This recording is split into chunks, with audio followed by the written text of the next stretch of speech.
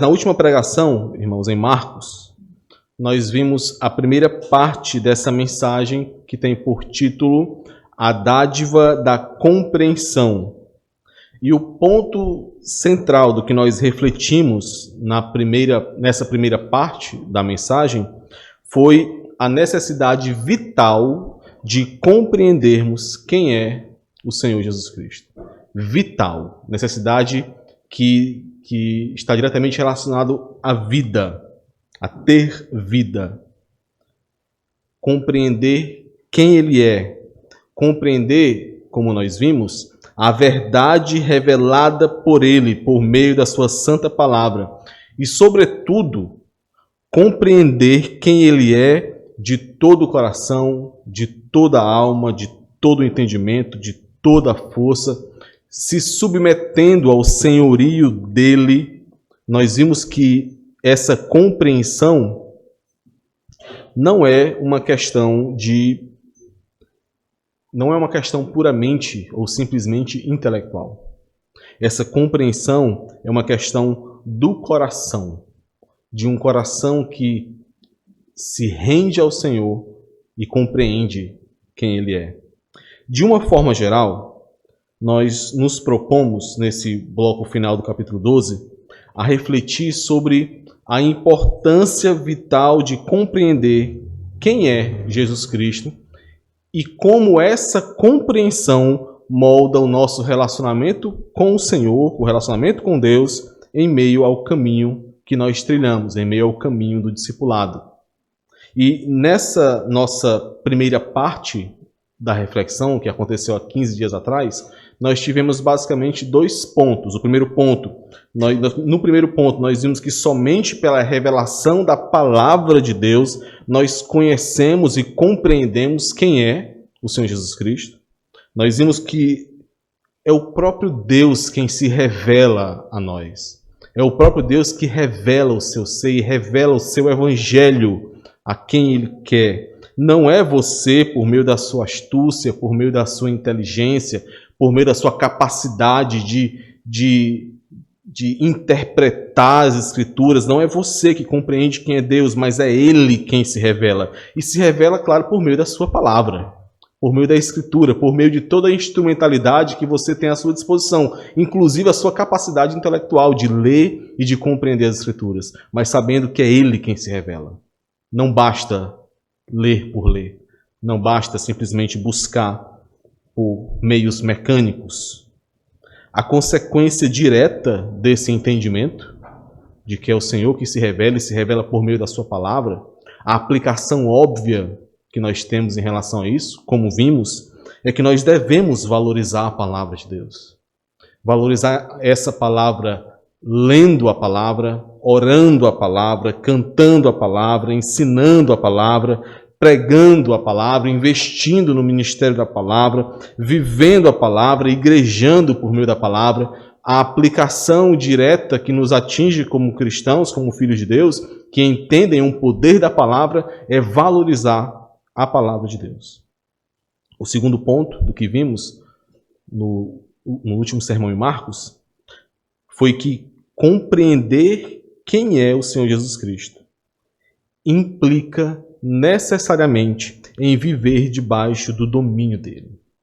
Ele que é Senhor. Ele que é aquele quem domina sobre tudo e sobre todos. Assim, é preciso perceber, é preciso compreender que a compreensão de quem é Jesus não é um mero exercício intelectual, mas é uma prática de alegre submissão à vontade dele, sabendo que ele é Senhor e não nós mesmos. Ele é o Rei da Glória, ele é o Rei dos Reis, como nós cantamos aqui hoje. O ensino central, irmãos, de todo esse bloco que fecha o capítulo 12, que vai do versículo 35 ao versículo 44, como nós lemos hoje na liturgia, o ensino central de todo esse bloco é que uma compreensão errada sobre quem é Jesus Cristo. E errada, seja por qual for o motivo, seja qual for o tipo de erro, seja porque ela é superficial, seja porque ela está ancorada em conceitos humanos, seja porque ela é puramente materialista ou puramente seja consumista, mas uma compreensão errada sobre quem é o Senhor Jesus Cristo sempre leva a uma conduta de vida, uma conduta religiosa também errada, a uma forma de devoção errada, a um caminho errado, um caminho que não é o caminho do discipulado, que não é o caminho daqueles que seguem a Cristo. O caminho daqueles que seguem a Cristo foi o tempo todo deixado claro pelo próprio Senhor Jesus Cristo, quando ele ensinava aos seus discípulos: aquele que quer vir após mim, ou seja, aquele que quer me seguir. Capítulo 8, nós vimos em Marcos, vamos lembrar esse versículo hoje. Mas aquele que quer vir após mim, negue a si mesmo, tome a sua cruz e siga-me. É dentro dessa premissa de que uma compreensão errada sobre quem é Jesus leva a uma vida errada, leva a uma conduta errada, leva a um caminho errado, é dentro dessa premissa que nós refletimos sobre a dádiva da compreensão. E nós vimos que esse título ele tem dois aspectos complementares. Nós vimos que ele pode ser entendido a partir de dois ângulos diferentes que lançam luz um sobre o outro. A dádiva da compreensão, expressando primeiro que a compreensão, essa compreensão sobre quem é o Senhor Jesus Cristo, é uma dádiva, porque ela só pode ser alcançada por meio da revelação que vem do alto, não por força humana. Ela é revelada, é o Senhor quem a revela, ela nos é dada.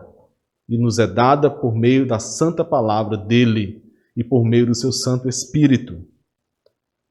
E o segundo aspecto complementar desse título, desse tema, a dádiva da compreensão, é que é relacionado à dádiva ou ao presente, ao fruto que nasce da verdadeira compreensão.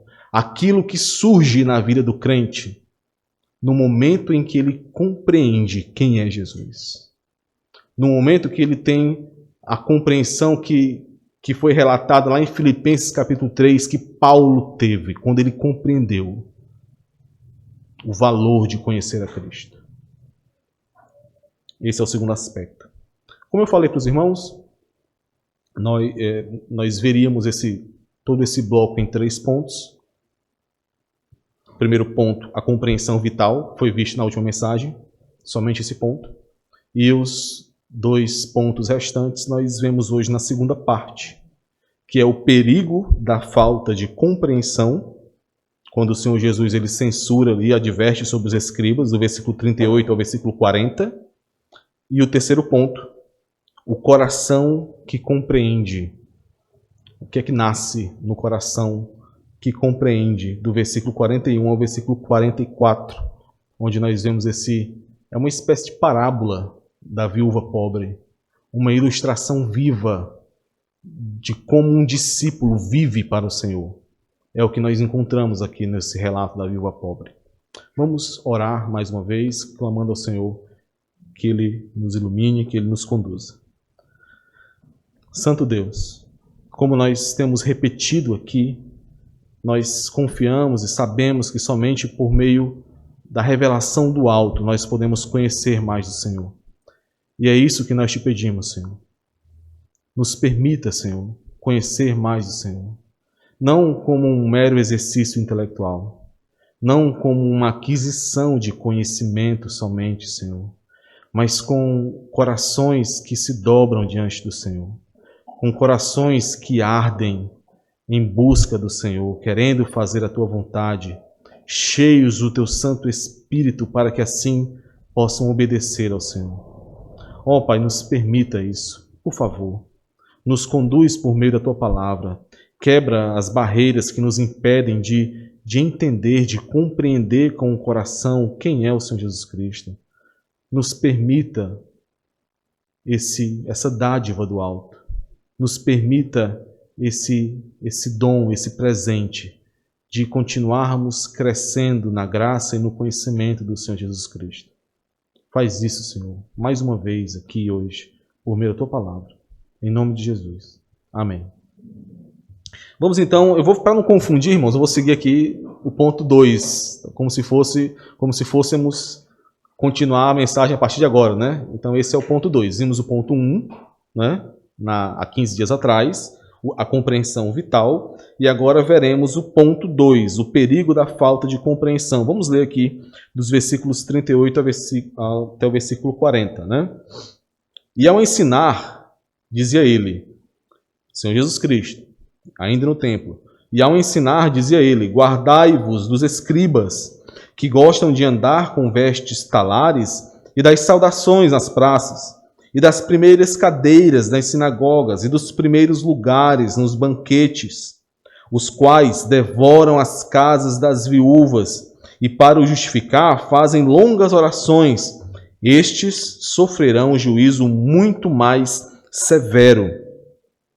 Após o parágrafo anterior, após o ensino teológico sobre a compreensão vital acerca do Cristo, como aquele que é filho de Deus e não somente o filho de Davi, como o Senhor Jesus explicou aqui, aqueles a quem ele ensinava no templo, o Senhor Jesus, ele, após esse ensino teológico, ele apresenta 2 exemplos que ilustram os efeitos dessa compreensão sobre quem é o Cristo na vida prática devocional de alguém. E o primeiro desses exemplos é um exemplo negativo. É o exemplo dos escribas. Aqueles que não compreendiam quem era o Cristo. Não compreendiam, embora tivessem conhecimento, sim, sobre as Escrituras. Conhecimento sobre as promessas, sobre aquilo que já havia sido revelado sobre o Cristo.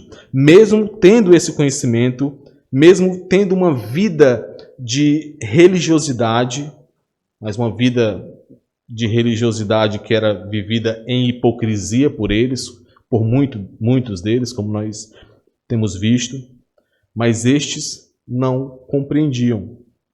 E estes estavam em grande perigo e colocavam outros em grande perigo. Por isso o Senhor adverte. Por isso a advertência do Senhor para o povo e para os seus discípulos que estavam ouvindo a ele ali. Por isso o Senhor diz, guardai-vos. E esse guardai-vos aqui é uma ordem, é um imperativo, e é o que nós chamamos de imperativo presente, imperativo contínuo. Por quê? Porque ele dá a ideia de uma ação que deve ser continuamente realizada. Então esse guardai-vos deve acontecer o tempo todo. É como se o Senhor dissesse, continuem o tempo todo guardando-vos destes. Vigiem continuamente acerca destes. Estejais atentos, vigilantes, atenção. Cuidado com estes que não conhecem a verdade com o coração, que não compreendem a verdade com o coração, que não compreendem quem é o Cristo. Cuidado. E se os discípulos perguntassem, então, né, a forma como esses versículos são escritos, é como se os discípulos perguntassem, ou os ouvintes ali perguntassem, e como nós saberemos, Senhor? Como nós saberemos que estes não conhecem com o coração? Porque eles conhecem as Escrituras. Eles sabem muito mais do que nós a respeito das Sagradas Escrituras. Como nós saberemos que eles não conhecem com o coração? E a resposta do Senhor é que a vida deles testifica que eles não conhecem o Cristo. Porque a vida, meus irmãos, ela de uma forma ou de outra, ela é moldada por essa compreensão sobre quem é Jesus. Ou pela falta dessa compreensão. Então o Senhor está apontando para estes. Estes querem ser os primeiros e não os últimos. Estes querem ser os maiores e não os menores. Estes querem ser servidos e não servirem. Estes querem honras e glórias para si mesmos e não para Deus. Por isso as vestes talares, que eles se vestiam para se destacar em meio ao povo. As vestes de honra, de destaque. Por isso as saudações nas praças que eram exigidas por muitos dos escribas, como forma de destaque, com uma forma de reconhecimento de que eles eram superiores aos demais. Por isso, as primeiras cadeiras nas sinagogas e os primeiros lugares nos banquetes que eles exigiam, lugares de honra, lugares de destaque, porque eles queriam honras e glórias para si. Diferente daquele escriba que perguntou ao Senhor qual era o principal dos mandamentos, estes queriam glória para si. Estes amavam a si mesmos de todo o coração e não ao Senhor. Guardai-vos destes. Cuidado com estes. Por quê? Por quê, irmãos? Porque o Senhor alertou tantas vezes acerca do cuidado que os discípulos e o povo deveria ter e que nós devemos ter com aqueles que, mesmo tendo tanto, acumulando tanto conhecimento, não compreendem quem é Jesus Cristo com o coração. Por que tanto cuidado? Porque se estes forem os seus guias, porque se esses forem o modelo de líderes de vocês, vocês se tornarão como eles. Vocês terão o mesmo destino deles. Por isso, cuidado. Por isso, guardai-vos. Por favor, abram em Mateus, capítulo 23. Vamos ler alguns versículos. O primeiro que nós leremos é o versículo 13. Esse texto de Mateus 23 é o texto paralelo.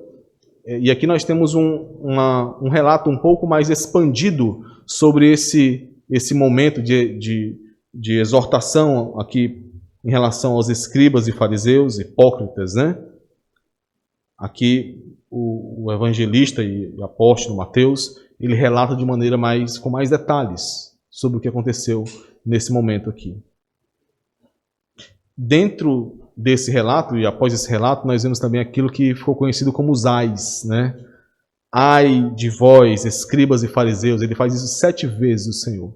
E eu quero aqui lembrar os irmãos sobre alguns destes ais. Versículo 13 do capítulo 23 de Mateus. Ai de vós, escribas e fariseus, hipócritas, porque fechais o reino dos céus diante dos homens, pois vós não entrais, nem deixais entrar os que estão entrando. Olha o que acontece com aqueles que são guiados por líderes hipócritas. E sem líderes que não possuem uma compreensão correta, não compreendem com o coração quem é o Senhor Jesus Cristo. Estes não entram, nem deixam que outros entrem. Versículo 15. Ai de vós, escribas e fariseus, hipócritas, porque rodeais o mar e a terra para fazer um prosélito, um discípulo, e uma vez feito, o tornais filho do inferno 2 vezes mais do que vós. Olha o que acontece com aqueles que seguem líderes hipócritas, líderes que não conhecem, que não compreendem quem é o Senhor Jesus Cristo, mesmo tendo tanto conhecimento das Escrituras. Que perigo! Guardai-vos destes. Muito cuidado, irmãos. Muito cuidado com o falseamento da religião. Muito cuidado com a vida de aparências, com o viver de aparências. Muito cuidado com o buscar agradar aos homens e não a Deus. Muito cuidado com a hipocrisia. A hipocrisia que é tão clara e é tão explícita aqui nesses escribas e fariseus e que tão facilmente pode chegar até nós. Tão facilmente nós nos vemos repetindo tais comportamentos. Cuidado com a hipocrisia. Cuidado com uma vida onde o domingo é só mais um dia, onde o culto ao Senhor é só mais uma programação na semana. Muito cuidado com o conhecimento que você tem adquirido nessa igreja, por meio dessa igreja, por meio das suas disciplinas devocionais. Muito cuidado com o conhecimento que você tem adquirido e que não tem tomado a tua vida, que não tem sido visto na tua vida, que você não tem vivido de maneira prática no dia a dia, que não tem sido aplicado no seu dia a dia. Muito cuidado com o conhecimento que não molda a forma como você se relaciona no seu casamento. Muito cuidado com o conhecimento da palavra que nós recebemos e que não molda a forma como você cria os seus filhos, que você recebe esse conhecimento e que isso não te faz, como nós conversamos ontem no encontro de família, não te faz tomar um caminho diferente em meio à bifurcação que surge. Porque uma vez que a imposição da palavra, uma vez que aquilo que nos é ensinado acerca da palavra nos confronta, nós certamente teremos que tomar uma decisão em relação a uma bifurcação, a dois caminhos, a duas escolhas que surgirão em nossa vida. Ou fazemos a vontade do Senhor, ou nos opomos a Ele. Cuidado com o conhecimento que nós recebemos e que não se transforma nessa decisão de obediência ao Senhor. A consequência direta da hipocrisia, irmãos, da profanação, de tornar banal aquilo que é santo, a consequência direta de querer mentir e de enganar a Deus como se isso fosse possível, como fizeram, por exemplo, Ananias e Safira, como os hipócritas fazem. Na verdade, o que os hipócritas fazem é tentar enganar a Deus, é tentar mentir para Deus, é achar que podem mentir para Deus, porque por fora eles aparentam algo, mas por dentro não. A consequência da hipocrisia é morte, irmãos. Hipocrisia tem cheiro de morte, e é por isso que temos que ter tanto cuidado com uma vida de hipocrisia. Continuem em Mateus 23, eu não avisei, né? Mas ainda em Mateus 23 nós temos mais 3 versículos. Versículos 27 e 28. Ai de vós, escribas e fariseus, hipócritas, porque sois semelhantes aos sepulcros caiados, que por fora se mostram belos, mas interiormente estão cheios de ossos de mortos e de toda imundície. Paredes lindas, branqueadas, pintadas com cal, por fora, por dentro cheios de morte, cheios de imundície. Versículo 28. Assim também vós, escribas e fariseus hipócritas, assim também vós exteriormente pareceis justos aos homens, mas por dentro estáis cheios de hipocrisia e de iniquidade. Qual é o destino destes? Versículo 23. Serpentes, raça de víboras, como escapareis da condenação do inferno? Não escaparão. Não escaparão. Não importa quão bom você pareça ser diante dos homens. Não importa. Não importa quão branqueado você esteja por fora. Tão belo, o quão belo você esteja por fora. Não importa. Aquele que tem os olhos como chamas de fogo, ele enxerga muito além de paredes caiadas. Aquele que tem olhos como chamas de fogo consegue penetrar nos corações que mais tentem se esconder dele. Os olhos dele penetram corações. Os olhos dele veem pecado disfarçado de atos piedosos. Não há quem possa se esconder do Senhor, meus irmãos. Hipocrisia só conduz à morte.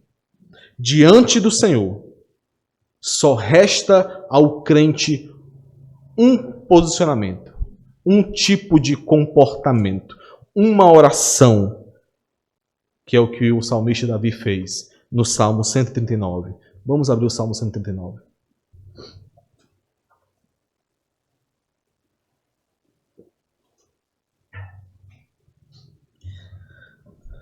Salmo 139. Vamos ler alguns versículos do Salmo 139. Primeiro do 1 ao 10.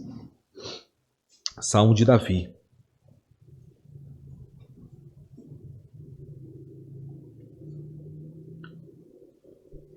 Salmo 139.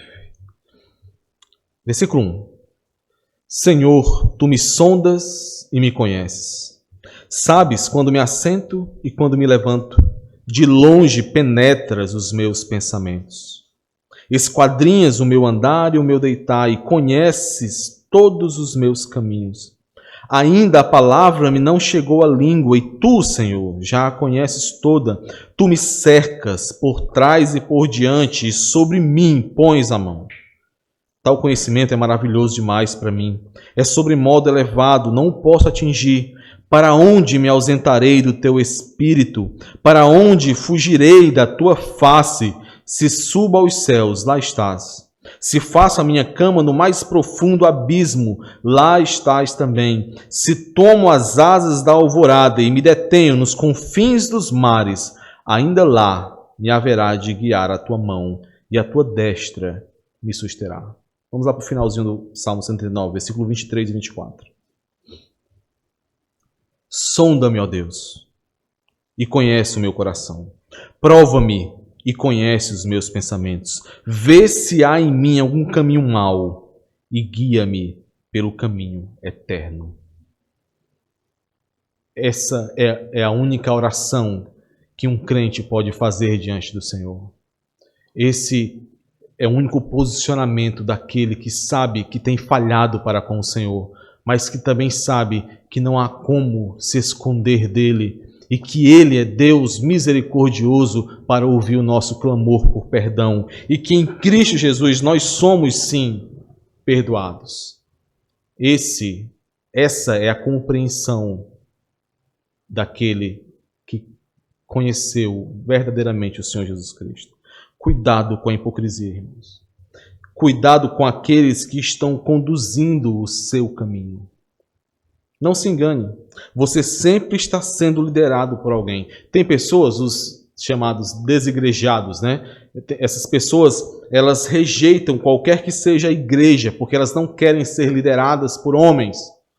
Rejeitam a liderança de homens, porque homens são falhos. Mas certamente outros estão liderando estes desigrejados, mesmo que eles não percebam. A questão é quem está liderando cada um deles. Nada é mais perigoso a uma igreja, nada é mais perigoso a uma família, nada é mais perigoso a uma pessoa, a um cristão, que um falso líder conduzindo o seu caminho.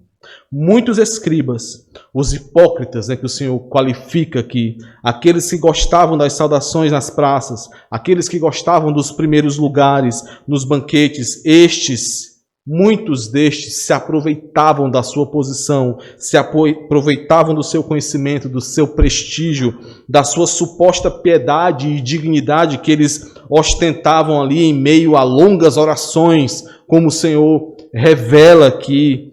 Muitos destes se aproveitavam para devorar as casas das viúvas, como nós encontramos aqui.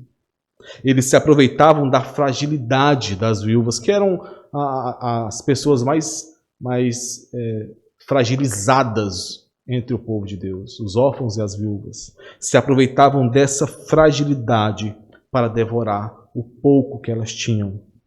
Muitos, irmãos, muitos estão sendo devorados nos dias de hoje por lobos ferozes, por lobos vorazes nesse mundo. E sabe qual é o problema?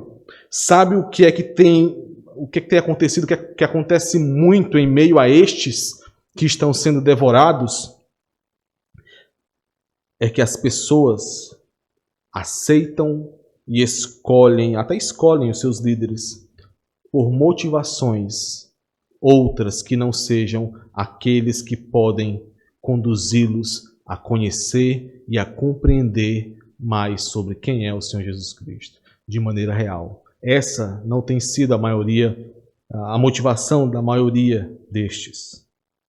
A maioria destes escolhem aqueles que os deixarão mais confortáveis. Escolhem aqueles que os deixarão mais contentes, mais felizes, mais em paz, entre aspas. Aqueles que não confrontarão em meio aos seus pecados. Aqueles que não exortarão, que não estarão tão perto. Eu conheço vários e vários e vários que optaram, irmãos, por congregar, sim, não querem ser desigrejados, mas congregar em igrejas gigantescas onde ninguém conhece ninguém, justamente para que não aconteça esse pastoreio de perto. Isso é ser desigrejado na prática. Isso é viver de forma desigrejada na prática. E é aí que está o problema. Aqueles que escolhem líderes por motivações diferentes de compreender mais quem é o Senhor Jesus Cristo. E dentro dessa realidade, nós encontramos tanto aqueles líderes que não foram separados pelo Senhor para isso, embora tenham todo o carisma, embora tenham toda a habilidade ali, né, para conseguir agradar a muitos. E nós encontramos também aqueles que são mau caráter mesmo, lobos. Guardai-vos destes. Cuidado com estes. Estejam atentos. Os líderes podem conduzir tanto por um caminho de salvação, como eles podem fechar as portas do céu, para que nem estes, nem eles mesmos, nem aqueles que os seguem entrem por essas portas, como nós lemos aqui hoje. E se vocês acharam bons líderes, se vocês encontraram homens que de maneira fiel, santa, bíblica, têm zelado por suas vidas, cuidem destes. Orem por estes. Como dizem os antigos, meus irmãos, é um crime. Já ouviram essa expressão? O pessoal vai falar reclamar de alguma coisa e diz, rapaz, é um crime o que você está fazendo, né? É um crime você passar um dia sem orar pelo seu pastor, para que o Senhor o sustente, para que o Senhor o guarde das tentações deste mundo, para que o Senhor o conduza com sabedoria, porque ele está suscetível a falhar neste mundo, ele está suscetível a cair muitas vezes em tentações. É um crime não orar ao Deus Todo-Poderoso pedindo por sustento contínuo por aqueles que zelam por nossas vidas. Valorizar o ministério da palavra é também valorizar líderes fiéis à palavra. Líderes que não são devoradores das casas das viúvas. Líderes que não são hipócritas. É necessário valorizar tais homens, tais líderes. Nosso terceiro ponto, né? O coração que compreende. Vamos ler agora do versículo 41 ao versículo 44. Assentado diante do gasofilácio, observava Jesus como o povo lançava ali o dinheiro. Ora, muitos ricos depositavam grandes quantias. Vindo, porém, uma viúva pobre, depositou 2 pequenas moedas correspondentes a 1 quadrante. E chamando os seus discípulos, disse-lhes: em verdade vos digo que esta viúva pobre depositou no gasofilácio mais do que o fizeram todos os ofertantes, porque todos eles ofertaram do que lhes sobrava. Ela, porém, da sua pobreza, deu tudo quanto possuía, todo o seu sustento. É interessante perceber aqui, irmãos, como o Senhor Jesus estava observando a vida comum, o dia a dia em devoção do povo lá no templo. Há poucos dias da sua morte, na cruz, ele estava ali, tomando um tempo para observar a vida comum em devoção daqueles que iam ao templo. E é interessante perceber como estes momentos da vida comum em devoção, da vida comum em meio à igreja, da vida comum em meio ao povo de Deus, como estes momentos revelam sobre a nossa compreensão acerca do Senhor Jesus Cristo. Como o anonimato da vida comum, ou seja, aquilo que nós fazemos enquanto não estamos sendo vistos, enquanto não seremos reconhecidos por termos feito aquilo. O zelo no serviço, desde o mais básico. O cuidado com o pouco que recebemos. A sua reação quando você, de alguma forma, é ofendido por algum irmão. Tudo isso revela se você tem realmente compreendido quem é Jesus. A vida comum, dia após dia, na igreja. Precisa ser observado. Mas vamos continuar aqui. Marcos descreve aquilo que não passa desapercebido aos olhos do Senhor. No templo, mais precisamente no pátio das mulheres, quando nós refletimos aqui sobre a entrada do Senhor no templo, nós vimos que existiam áreas distintas ali no que era chamado de templo. E uma dessas áreas, a área mais aberta ali depois do pátio dos gentios, era o pátio das mulheres. E nesse pátio das mulheres ficavam ali espalhados 13 gasofiláceos, 13 desses recipientes que recebiam as ofertas voluntárias para diferentes propósitos ali do povo no templo. E esses gasofiláceos, eles tinham o formato de uma trombeta. A forma, a geometria de cada um desses, não era assim bonitinho, assim um caixote não. Era uma trombeta que quando as moedas ou as grandes quantidades de moedas dos ricos caíam nesse gasofilácio, esse tilintar das moedas fazia um grande barulho e anunciava a dádiva que estava sendo dada ali pelos ricos, por aqueles que davam grandes ofertas. Os ricos, eles chamavam a atenção de todos enquanto ofertavam, e era isso que eles queriam: serem vistos, serem aplaudidos, serem reconhecidos pela grande quantidade de oferta que eles davam no templo. Em meio a essa grande quantidade de moedas depositadas pelos ricos, chega aqui uma viúva pobre.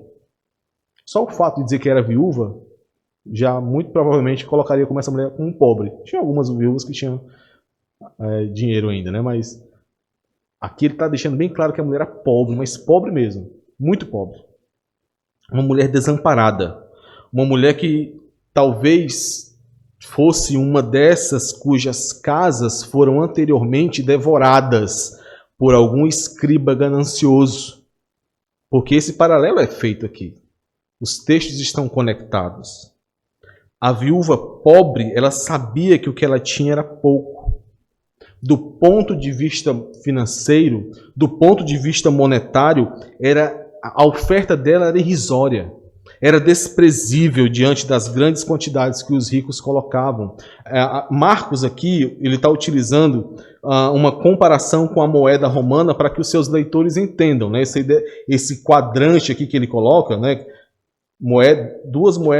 Duas pequenas moedas correspondentes a um quadrante. Isso aqui é para que os romanos entendam o quão pouco essa mulher conseguia ofertar.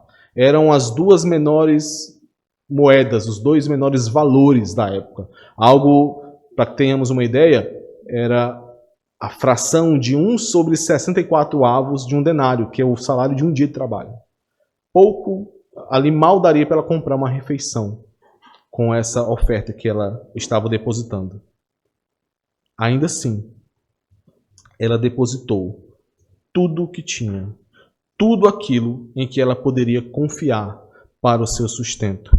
E vendo isso, o Senhor chamou solenemente os seus discípulos. Observem, são poucas vezes, não são muitas, em que o Senhor Jesus ele chama os seus discípulos. É sempre um ato solene, quando nós encontramos e chamou os seus discípulos. O chamou para que o seguissem, o chamou para os enviar em certo momento, e sempre que o Senhor via a necessidade de uma declaração solene, mostrando a autoridade dele como aquele que revela a verdade, que revela corações, sempre que o Senhor tomava esse tipo de posicionamento, Marcos descreve com essa estrutura, como nós vamos ler de novo no versículo 43. Chamando os seus discípulos, já dá essa ideia de solenidade, chamando os seus discípulos, disse-lhes, em verdade, que é o segundo ponto aqui dessa estrutura de solenidade. Esse em verdade é aquele amém, né? Amém, amém, em verdade vos digo. Aqui o Senhor está trazendo um pronunciamento oficial sobre algo que os discípulos não poderiam entender, não poderiam conhecer se não fosse uma revelação direta do Senhor. Por isso ele os chama para os ensinar.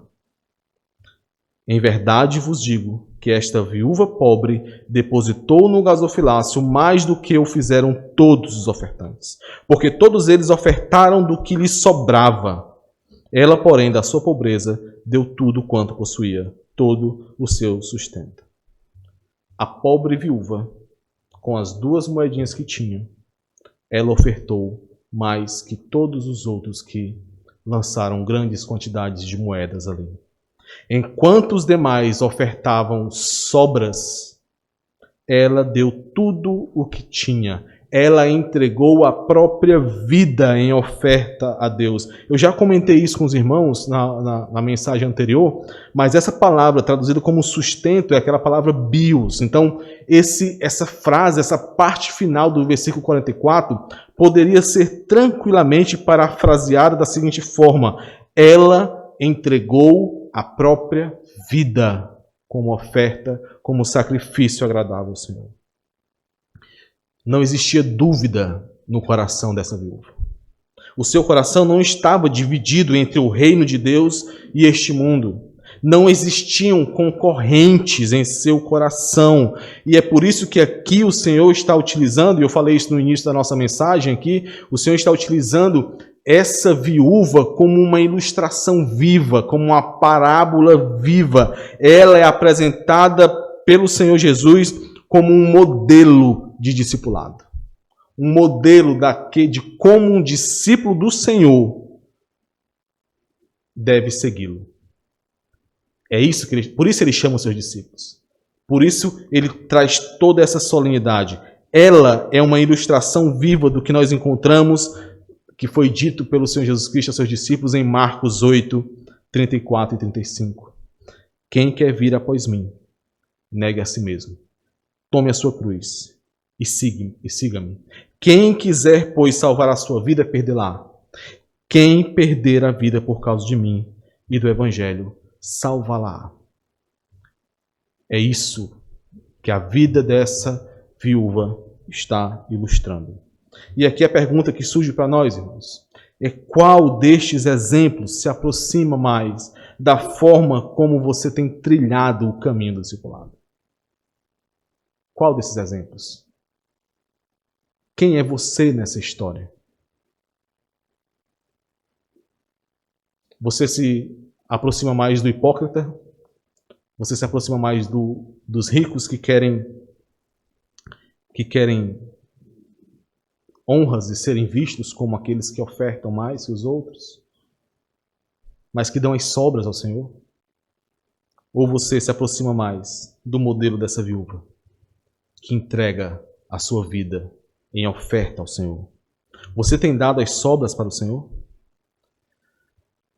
Aqui é um ponto interessante para nós lembrarmos, irmãos, que generosidade é uma questão do coração, não é uma questão do bolso.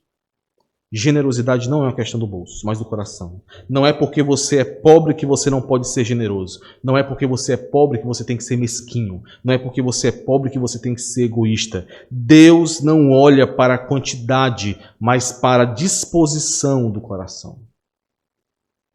Refletindo aqui sobre esse período em que nós temos vivido um pouco mais aflitos em relação a como nós passaremos os próximos anos, se nesse prédio ou não, eu fiquei refletindo, por que será que nós não compramos ainda um terreno para construirmos um lugar para nós? Será que é porque nós somos pobres? Será que é por isso? Ou será que estão faltando moedinhas como essa da viúva, que representam muito mais do que uma contribuição financeira, mas uma disposição do coração? O Senhor, Ele quer ver no meu e no seu coração a mesma disposição dessa viúva. Você tem dado as sobras, você tem dado sobras para o Senhor? Sobras do seu tempo, sobras da sua energia, sobras das suas finanças, sobras das suas emoções, que muitas vezes são sugadas por este mundo, e você corre então para a comunhão dos santos para recuperar as forças daquilo que foi sugado de você, mas não sem um custo para os irmãos, para aqueles que caminham com você. Você tem dado as sobras para o Senhor? As sobras das suas afeições, daquilo que tem motivado o seu coração para viver da forma como você vive nesse mundo. As afeições que muitas vezes, irmãos, são sugadas nos excessos deste mundo. E quando você lembra de fazer uma leitura da Bíblia, quando você lembra de ler um livro específico sobre a vida cristã, quando você lembra de orar pelos irmãos, pelo pastor, pela igreja, você simplesmente não tem mais vontade, o seu coração não é mais aquecido por aquilo. E é claro, você passou o dia, você passou a semana enchendo os seus olhos, enchendo os seus ouvidos, enchendo o seu coração com as afeições por este mundo. É preciso esvaziar o seu coração das afeições desse mundo e preenchê-lo com as afeições pelo Senhor, com a santa palavra do Senhor, com a comunhão com o Senhor, com o relacionamento com o Senhor. Você tem dado as sobras para o Senhor? Ou você tem entregue a sua vida dia após dia como oferta ao Senhor? Eu vou ler de novo o versículo 34 do capítulo 8 de Marcos, para nós finalizarmos. Então, convocando a multidão, olha o ato solene de novo. Convocando a multidão e juntamente os seus discípulos, disse-lhes: se alguém quer vir após mim, a si mesmo se negue, tome a sua cruz e siga-me. Irmão, sabe por que nós hesitamos em entregar tudo o que temos e entregar tudo o que somos nas mãos do Senhor como uma oferta agradável a Ele? Sabe por que nós hesitamos? Porque nós achamos que nós temos muito a perder. No fundo é isso. No fundo nós achamos que se nós nos entregarmos e entregarmos tudo o que temos ao Senhor, nós perderemos muito. O jovem rico, se os irmãos lembrarem, o jovem rico, ele saiu triste e contrariado quando ele foi convocado pelo Senhor a largar tudo que tinha, a seguir ao Senhor. Ele saiu triste, contrariado e abandonou ali ao Senhor porque ele tinha muitos bens. O texto deixa claro isso. Ele foi embora porque ele tinha muitos bens, porque ele tinha muitas propriedades. Ele achava que tinha muito a perder se ele entregasse tudo que tinha aos pobres e fosse seguir ao Senhor. Por que é tão difícil largar tudo, jogar tudo para o alto e ser missionário em campos distantes? No interior, como nós vimos ali no pastor Silvani. Por que é tão difícil? Por que é tão difícil largar o nosso conforto e nos gastarmos para o Senhor aqui mesmo, nessa cidade? Pode ser em Aracati também, né? Nessa igreja. Em meio a essa porção do povo de Deus. Por que é tão difícil? Nós achamos que somos jovens demais para entregar a nossa vida e nosso caminho a Cristo. Nós achamos que somos inteligentes demais para deixarmos de explorar todo o nosso potencial em meio a este mundo. Nós achamos que batalhamos demais para alcançar o patamar de segurança e de conforto que nós temos hoje. E nós não podemos abrir mão de tudo isso. Mas seguir ao Senhor Jesus Cristo jamais estará relacionado às sobras. Ou é tudo, ou é nada. E essa, irmãos, essa é a grande crise que nos atinge quando nós escutamos a voz do Senhor queimar em nossos corações, arder em nossos peitos, dizendo: vem e segue-me. Essa é a grande crise que nos atinge. A grande crise que nos angustia diante da pergunta que nós mesmos nos fazemos quando somos convocados por Ele, quando somos chamados por Ele. A crise que nos leva à angústia de nos perguntar: o que eu terei que abrir mão para seguir ao Senhor? E a resposta é muito simples, embora difícil para muitos, mas a resposta é muito simples. Tudo. Eu terei que abrir mão de tudo. Mas esse tudo é nada quando comparado à sublimidade, à excelência do conhecimento de Cristo Jesus. Nada se compara à grande dádiva, ao grande presente de ganhar a Cristo, de ser achado nele. A esperança que nós guardamos nele. Sobras não são recebidas pelo Senhor. Corações divididos não são aceitos. ânimos dobres jamais alcançarão do Senhor alguma coisa, como nós vimos em Tiago capítulo 1. O Senhor não aceita concorrência em nossos corações, irmãos. Ele não aceita concorrência. Entregar a própria vida para seguir ao Senhor Jesus Cristo, como essa viúva fez, ou como essa ilustração da viúva nos mostra, né? Porque ela não fez isso, mas ela serve como ilustração disso. Entregar a própria vida para seguir ao Senhor é muitas vezes encarado de maneira abstrata, mas sempre surgirá a oportunidade de evidenciar isso de forma concreta, até mesmo por meio de 2 moedinhas. Sempre nós teremos a oportunidade de evidenciar que estamos sim, dia após dia, negando a nós mesmos, tomando a nossa cruz e seguindo ao Senhor. A questão, e assim eu finalizo com essa pergunta, com essa reflexão para nós, a questão é: você estará disposto a pagar pelo custo disso? Esse é o ponto. Vamos orar, irmãos. Senhor amado, a Tua palavra, Senhor, a Tua verdade, ela quebra os nossos corações. Ela nos desmonta diante do Senhor. Não podemos nos esconder do Senhor. Somos encurralados pela Tua palavra, Senhor, e Te agradecemos por isso. Te pedimos força, Senhor, para em meio às lutas e às batalhas que travamos nesse mundo, contra nós mesmos, muitas vezes, nós te pedimos força para que o Teu Santo Espírito nos conduza a entregarmos nossas vidas diante do Senhor. A entender, Senhor, que não entregamos sobras ao Senhor, mas tudo. Ó Pai, nos ajuda a viver isso, a compreender com o coração tudo isso. Tem misericórdia de cada um de nós. Nos conduz pelo caminho da vida que é em Cristo Jesus. No nome dele, Senhor, que nós te pedimos. Amém.